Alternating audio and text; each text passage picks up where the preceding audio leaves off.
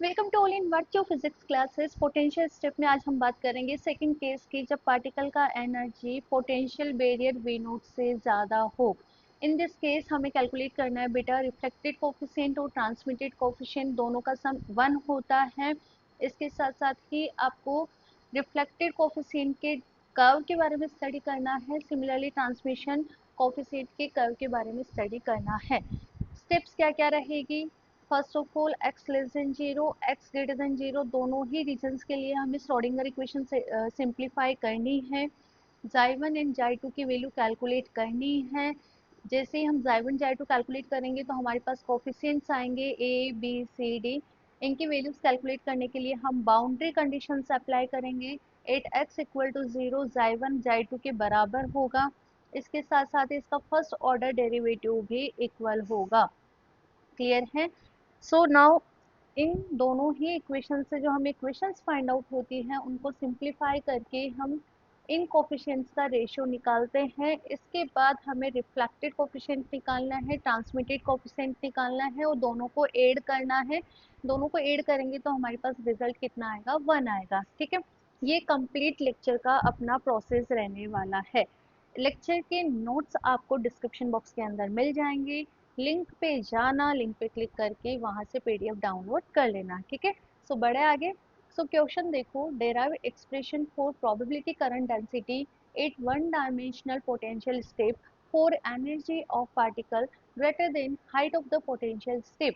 आप डायग्राम को याद करो थोड़ा सा, हम एक्स एक्सिस लेके चल रहे थे और ये जो रीजन है वो एक्स लेस देन जीरो वाला रीजन है, ये एक्स ग्रेटर देन जीरो वाला रीजन है।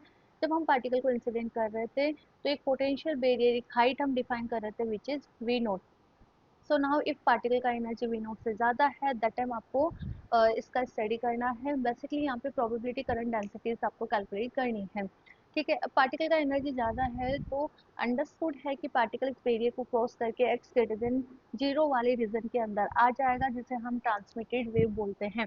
इसके साथ साथ ही कुछ पार्ट इसका रिफ्लेक्ट बैक भी हो जाएगा, क्योंकि क्वांटम मैकेनिक्स में ये पार्टिकल वेव की तरह बिहेव करता है।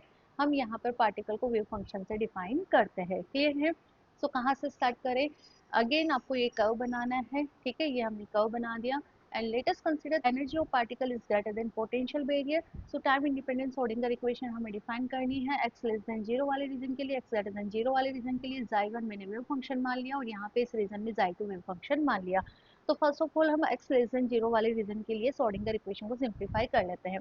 जिस तरह से लास्ट लेक्चर में सिंप्लीफाई कर रहे थे, सिमिलरली उसी तरह से हमें यहाँ पे सिंप्लीफाई करना है एक्स लेस देन जीरो वाले रीजन के लिए। वही रिजल्ट आपके सामने यहाँ पे आने वाला है। So what is the Schrodinger equation? h cut upon 2m d2 xi plus v xi equal to e xi। In this region v कितना आएगा? 0 आएगा, तो पुट कर दो v equal to 0 for the first region. ठीक है, और xi को हमने xi1 पुट कर दिया, तो जैसे हमने वैल्यू पुट करा तो आपका इक्वेशन बन गया minus h cut square upon 2m d2 xi1 equal to e xi1। इस इक्वेशन को आप सिंप्लीफाई कर लो। कैसे सिंप्लीफाई करोगे बेटा? d2 xi1 इक्वल टू मैं लिख सकती हूँ ना, माइनस का 2m e upon h cut square xi1। इस टर्म को हम इधर लेकर आएंगे तो आपका इक्वेशन बनेगा बेटा d2 xi प्लस का 2me upon h cut square xi1 equal to 0। इस टर्म को हम डिफाइन कर देते हैं के स्क्वायर से, तो हम इसको डिफाइन कर देते हैं के स्क्वायर से। ठीक है, सो द नेक्स्ट इज, देखो बेटा, हमने 2me upon h cut square को के स्क्वायर से डिफाइन कर दिया। ठीक है, और डेल स्क्वायर को d2 upon D of X square हम लिख सकते हैं। ठीक है, सो आप यहाँ पे बेटा इसको डिफाइन करते हो कैपिटल डी स्क्वायर से, उस टर्म को इधर लेकर आ रहे थे तो प्लस का के स्क्वायर xi1 मैंने यहाँ से कॉमन ले लिया, this is equal to 0। This is an double differential equation, तो इसका सॉल्यूशन होगा। वो सॉल्यूशन हमारे पास निकल कर आता है ए की power iota k x plus b a की पावर माइनस का आइटा के एक्स। क्लियर है? This is value of xi1। इस तरह से हमने first of all wave function xi1 की वैल्यू निकाल ली for the first region. Now we talk about the second region x greater than 0। यहाँ पे आपका पोटेंशियल कितना है बेटा? V naught. और xi कितना पुट करोगे आप? xi2। ये दोनों ही वैल्यूज आपको श्रोडिंगर टाइम इंडिपेंडेंट इक्वेशन के अंदर पुट करना और सिंप्लीफाई करना है। पुट कर दो, हमने यहाँ पे वी नॉट पुट कर दिया वी की जगह, और जाई जहाँ पे था वहाँ पे उसको जाई2 से रिप्लेस कर दिया। Now we simplify this equation. How we simplify? Del square जाई2, इसको मैं लिख लूँ बेटा माइनस का 2m V naught upon h cut square जाई2, और इसको भी मैं इधर लेकर आ जाऊँ तो ये टर्म वैसे भी माइनस में होगी तो प्लस में हो जाएगी 2m E upon H cut square और यहाँ पे आएगा जाई2 this is equal to 0। So now इन दोनों टर्म में से जाई2 को आप कॉमन ले लो, इसको सिंप्लीफाई कर लो। ठीक है, सो इसको सिंप्लीफाई करेंगे बेटा। सिंप्लीफाई करने के बाद हमारे पास क्या वैल्यू आ रही है, D two xi two two M upon H cut square A minus V naught xi two equal to 0। Now ये जो टर्म है इसको हम एक another constant K prime square से डिफाइन कर देते हैं। तो this is an double differential equation. Why? Because del square को हम D two upon D of X square लिखेंगे, जिससे हम कैपिटल डी स्क्वायर लिखेंगे। सो ये D square plus K prime square xi two equal to 0। This is double differential equation, इसका solution होगा। तो जाई2 का हमारे पास सॉल्यूशन आ रहा है सी ई की power iota k prime x plus D e की power minus iota k prime x. C and D both are constants here. Clear है? So this is second order differential equation and equation number 17 यहाँ पे represent कर रहा है solution of जाई2। ठीक है, now in this term बेटा, जब हम बात करें कि पार्टिकल का एनर्जी वी नॉट से ज़्यादा है, तो पार्टिकल रिफ्लेक्ट करके इस रीजन में आ गया। अब रिफ्लेक्ट होकर इस रीजन में आ गया, इट मीन कंप्लीटली इस रीजन के अंदर ये वेव ट्रांसमिट हो गई। तो रिफ्लेक्टेड पार्ट क्या हुआ बेटा, कम हुआ ना, इसका बहुत कम। हम यहाँ पे नेग्लिजिबल लेके चल रहे हैं कि जब पार्टिकल का एनर्जी वी नॉट से ज़्यादा है, that time particle x greater than 0 वाले रीजन के अंदर ट्रांसमिट हो जाता है और रिफ्लेक्टेड यहाँ पे हम नेग्लिजिबल की बात करते हैं, बिल्कुल नेग्लिजिबल होता है। तो ये वाला जो टर्म है जो रिफ्लेक्टेड पार्ट को डिफाइन कर रहा है, ये ट्रांसमिटेड पार्ट को डिफाइन कर रहा है। तो डी बेटा 0 हुआ, तो फिर ये टर्म आपका 0 हुआ, तो जाइटी आपका क्या बना, एक सिंपल सा टर्म है सी ई की power iota k prime x. ठीक है, अब क्या करें बेटा, बाउंड्री कंडीशंस हम अप्लाई कर देते हैं। एक्स इक्वल टू 0 पे जाई1 और जाई2 दोनों इक्वल है, और एक्स इक्वल टू 0 पे ही इनका फर्स्ट ऑर्डर डेरिवेटिव भी क्या है, इक्वल है।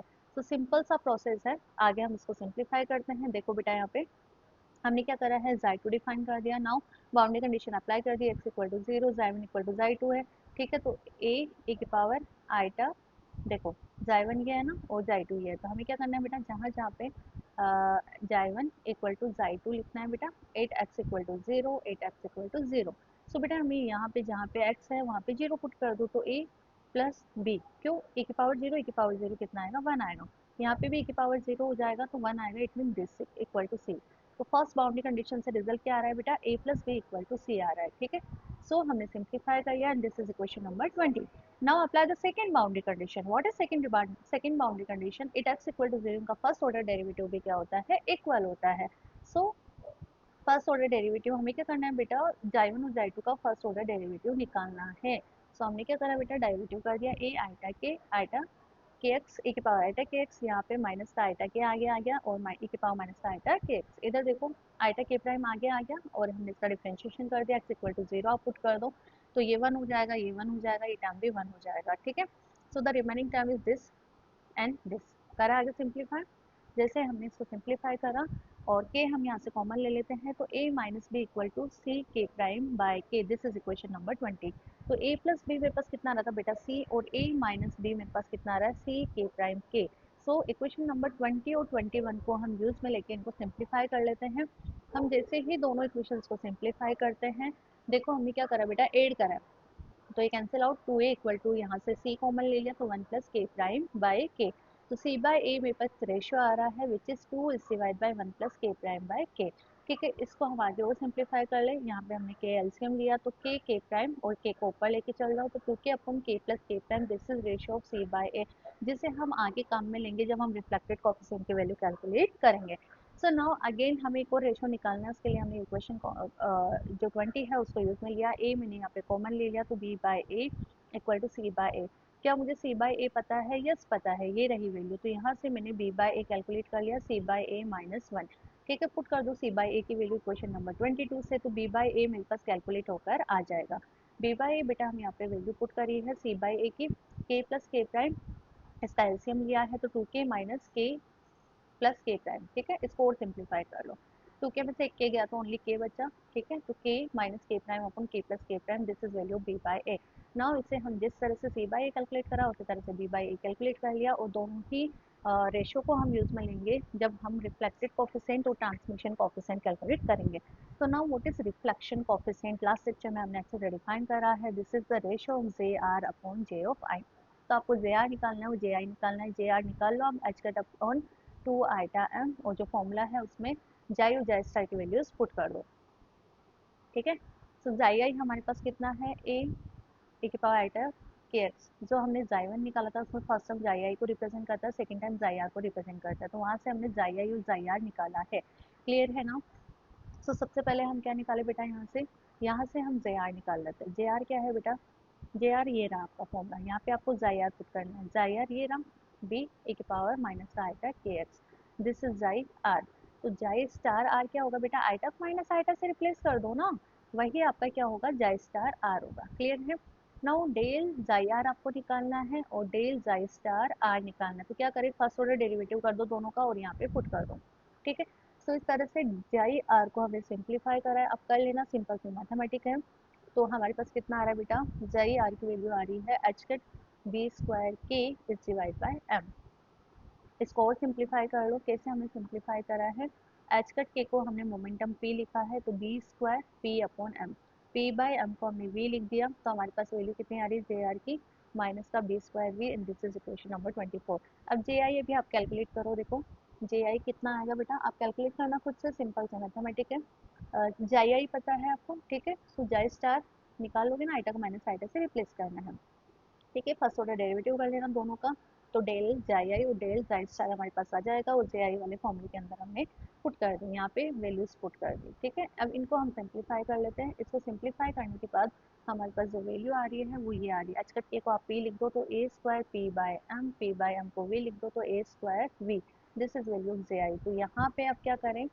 जो आर का फॉर्मूला है जे आर अपॉन जे आई, उसके अंदर दोनों वैल्यूज को हम पुट कर देते हैं। वैल्यूज को हमने पुट कर दिया, उसको सिंप्लीफाई कर दिया। ठीक है, कैसे सिंप्लीफाई करा है? इसके डिवाइड में एम भी है ना, यहाँ पे डिवाइड में एम लिखना। ठीक है, और इसको सिंप्लीफाई करना, तो आर की वैल्यू आपके पास बेटा बी स्क्वायर अपॉन ए स्क्वायर आएगी। बी बाई ए क्या हमने आगे कैलकुलेट करा था? यस, निकाला था। बी बाई ए की वैल्यू यहाँ पे पुट कर दो, बी बाई ए की वैल्यू हमने यहाँ पे पुट कर दी, and this is value of R. अब देखो ट्रांसमिशन कॉफिशिएंट निकालना है। ट्रांसमिशन कॉफिशिएंट के लिए हमने जे आई तो ऑलरेडी निकाल लिया, वही हमें यूज में लेना है। जे टी निकालना है बेटा। जे टी कैसे निकालेंगे?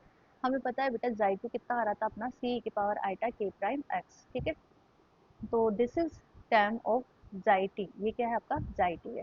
तो जेड टी निकाल लोगे ना, जेड टी क्या होगा बेटा? Z T equal to H cut upon two eta M, वही फॉर्मूला है जो हम जनरली आगे यूज में ले रहे थे। तो क्या करें बेटा? जेड टी निकाल लो, बस जे आई तो हम ऑलरेडी निकाल चुके हैं। ठीक है, सो दिस इज जाई टी, तो स्टार क्या हो जाएगा? आइटा को माइनस आइटा से रिप्लेस कर दिया यहाँ पर। क्लियर है?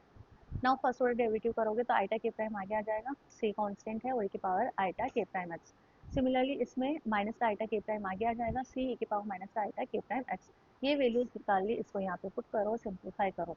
इनको वैल्यूज को हम पुट करके जब सिंप्लीफाई करते हैं तो जेटी हमारे पास बेटा कैलकुलेट होकर आ रहा है a square h cut k by m, और J sorry sorry sorry this is J I. J T हमारे पास आ रहा है बेटा C square h cut k prime by m, और जे आई हमने पहले ही कैलकुलेट कर लिया जब हम रिफ्लेक्टेड कोफिशिएंट निकाल रहे थे। So now put the value in formula of T. T के अंदर हमने यहाँ पे पुट करा, उसको सिंप्लीफाई करा।